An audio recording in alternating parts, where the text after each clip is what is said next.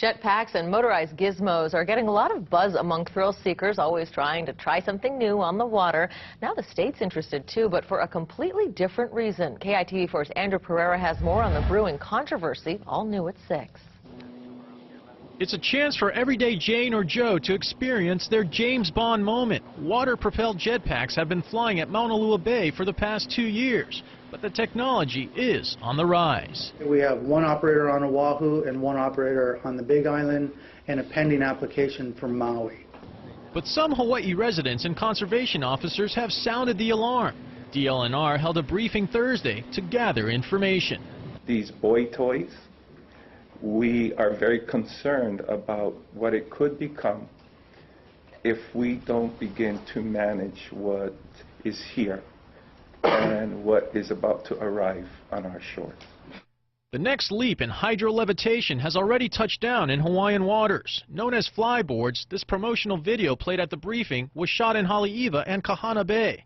Critics say it's dangerous, but supporters say otherwise. A normal jet ski goes 70 miles an hour.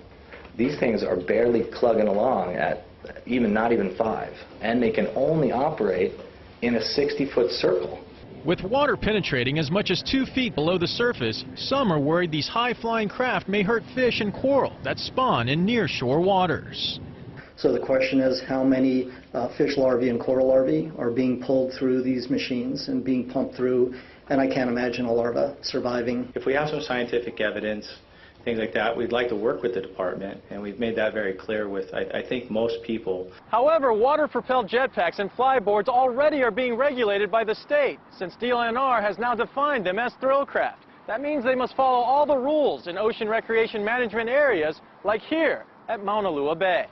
Any operating outside of a thrillcraft area in a designated ORMA area will be dealt with. That's what we do in the short term.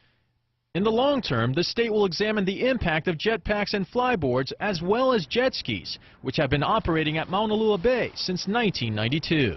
The next step is, are the existing thrillcraft rules sufficient to cover this type of activity? We just want to make it work, and there is a workable solution for all of us. Andrew Pereira, KITV4 News. And Andrew tells us that opinions ranging at that hearing went from banning all watercraft in nearshore waters to allowing only commercial operators to use the technology. Now, if the DLNR decides new administrative rules are needed, the process usually takes 9 to 18 months.